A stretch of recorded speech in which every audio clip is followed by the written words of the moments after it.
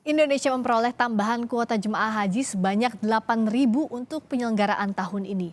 Bagaimana memastikan tambahan kuota ini bisa dimaksimalkan untuk mengurangi panjangnya antrean calon jemaah haji? Kami akan membahasnya bersama Wakil Ketua Komisi 8 DPR, Aceh Hasan Syadzili. Selamat malam, Pak Aceh. Selamat malam, Assalamualaikum Mbak Friska. Waalaikumsalam warahmatullahi wabarakatuh. Bicara soal tambahan kuota ini kan kabar baik. Tapi bagaimana catatannya agar ini bisa betul-betul dimanfaatkan maksimal? Ya, pertama tentu kita bersyukur ya atas tambahan kuota sebesar 8.000 dari jamaah haji untuk tahun ini. Ini tentu menggembirakan kita semua, walaupun tentu 8.000 ini ya tentu masih sedikit ya, tetapi Ya, tentu kita harus terima sebagai bentuk perhatian dari pemerintah Arab Saudi terhadap Indonesia ya. Yang kedua tentu dalam konteks pemanfaatannya, dan saya kira ini wajib untuk dimanfaatkan oleh pemerintah Indonesia, setidaknya sedikit mengurangi daftar antrian, sehingga yang saat ini antrian sudah bisa mencapai hampir rata-rata di atas 25 tahun, dengan adanya 8.000 ini mudah-mudahan sedikit bisa mengurangi daftar antrian tersebut. ya, Nah, yang ketiga, prinsipnya bagi kami begini, karena tambahan ini merupakan kebijakan baru dari pemerintah Arab Saudi, maka kami harus segera mempersiapkan kembali ya, implikasi dari penganggaran, karena kami kemarin hanya menganggarkan biaya haji ini untuk 221.000 jamaah haji. ya. Maka jika ditambah 8.000, maka kita harus memberikan tambahan dari 8.000 ini. Kenapa? Karena kita tahu bahwa biaya haji itu yang ditanggung oleh jamaah tidak sepenuhnya berasal dari setoran jamaah haji, tetapi ada nilai manfaat yang berasal dari dana kelolaan haji yang dikelola oleh BPKH.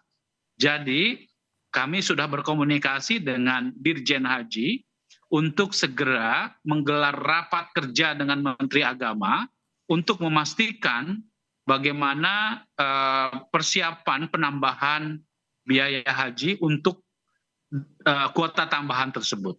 Nah, tentu harapan saya adalah bahwa tambahan kuota ini diprioritaskan bagi jemaah lansia. Ya. Karena jumlah jamaah lansia kita cukup besar, Berapa itu, Kang? ya. Apalagi di tahun 2022 yang lalu ada pembatasan usia, maka seharusnya tahun sekarang ini jumlah lansianya lebih besar, sehingga bisa mengurangi probabilitas mereka untuk bisa berangkat, terutama pada jamaah yang daftar tunggunya di atas usia di atas sekitar 70 sampai 80 tahun. Jadi Ya. kita kira-kira begitu, Teh Priska ya. Iya, Kang Aceh kan ini masih ada beberapa tahapan tadi ya. Untuk Ya, rapat misalnya segera dengan Menteri Agama sudah adakah waktunya? Apalagi kan ya kloter pertama itu 24 Mei, betul ya?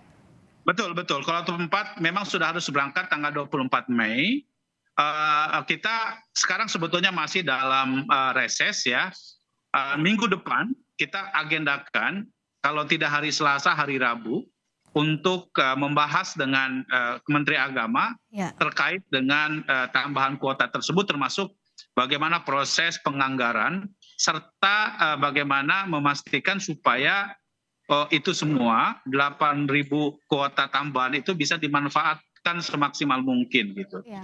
Karena begini juga Teh Priska ya, bahwa kami juga mendapatkan informasi setoran pelunasan yang 221.000 ini pun ya masih banyak yang belum mengkonfirmasi tentang pelunasan setoran yang reguler. Hmm. Tentu ini pun juga akan kita pastikan kepada Kementerian Agama, Ya. jika memang kuota yang diberikan tidak terserap secara maksimal, maka tentu kita harus cari jalan keluarnya.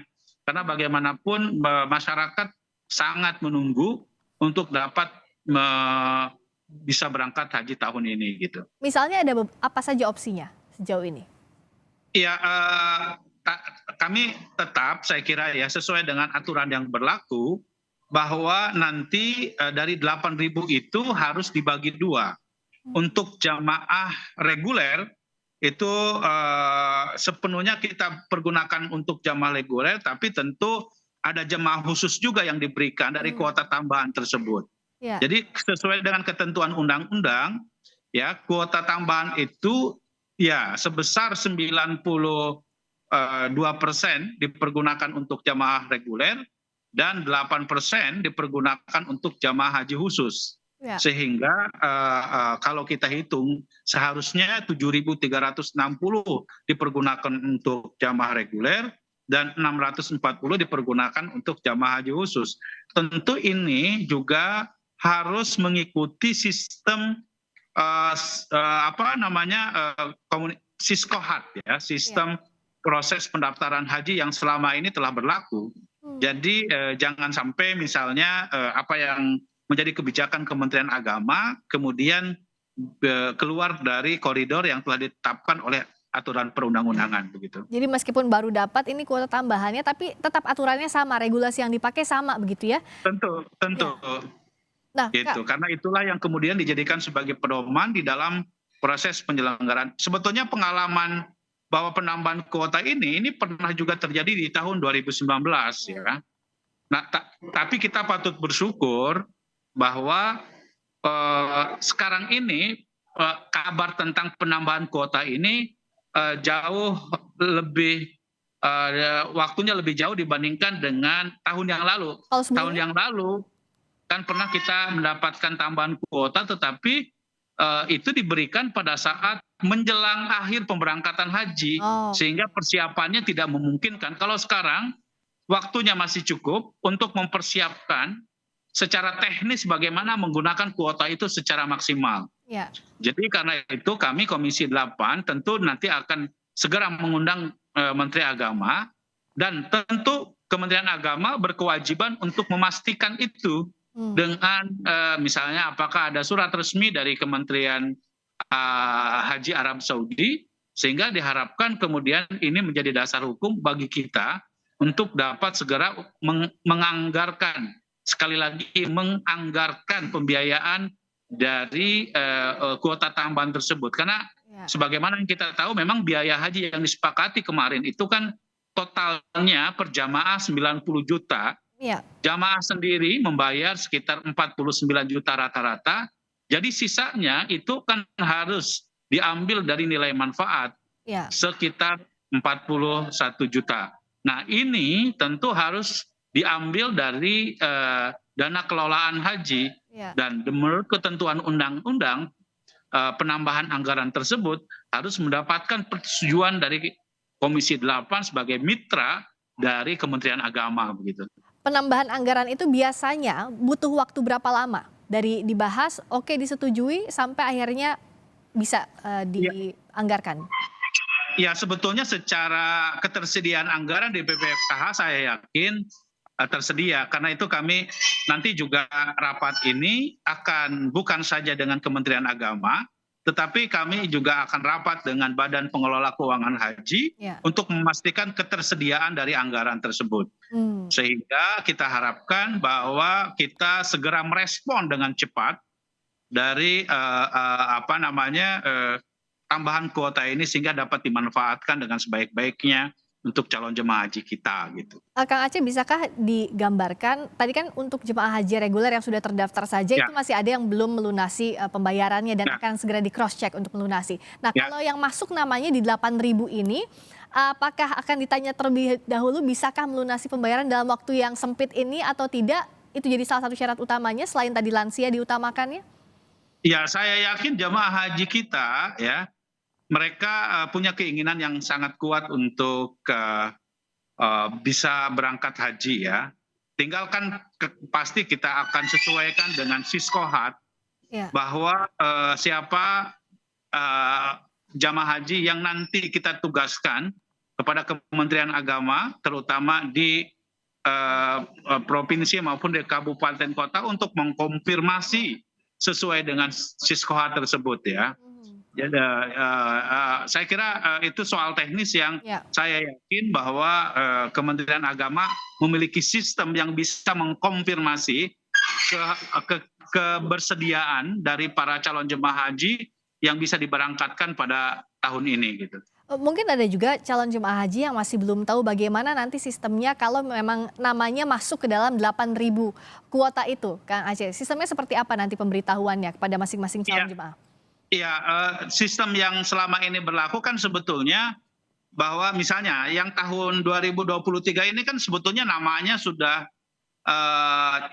ada gitu. Ya. Tinggal mereka mengkonfirmasi atau pihak Kementerian Agama memberitahukan kepada nama-nama yang telah tersedia tersebut. Nah, soal tambahannya tentu saya kira kami minta kepada Kementerian Agama untuk dapat proaktif ya mengkonfirmasi kepada jamaah haji yang memang sudah siap berangkat gitu loh. Iya. Kalau memang tidak siap berangkat tahun ini, ya tentu nanti akan prosesnya akan berjalan kepada nomor berikutnya, nomor porsi berikutnya.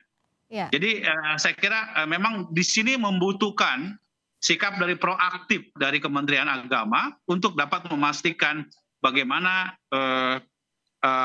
pemanfaatan dari kuota tambahan sebanyak 8.000 ini. Ya, Gitu. karena tentu yang tidak juga kita harapkan adalah jangan sampai ada orang mengaku-ngaku, ayo bisa berangkat kuota tambahan dengan syarat bayar sekian, begitu ya, Kang Aceh. Jangan sampai ada hal demikian ya. Itu yang masalah harus pidana. dihindari karena itu untuk membuktikannya itu kan bisa dilihat dari nomor porsi.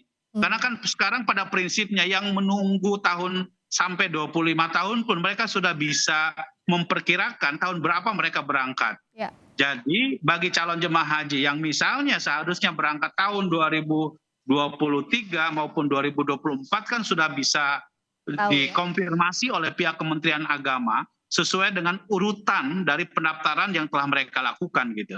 Ya, semoga kuota tambahan ini 8.000 kuota haji tambahan bisa dimanfaatkan maksimal dan lancar prosesnya ya, Kang Aceh. Ya mudah-mudahan Mbak Friska. Ya, terima kasih atas waktunya di Sapa Indonesia Malam. Wakil Ketua Komisi 8 DPR Aceh Hasan Syadzili. Hatur nuhun. Terima kasih, selamat. Sami-sami. Mangga. Assalamualaikum.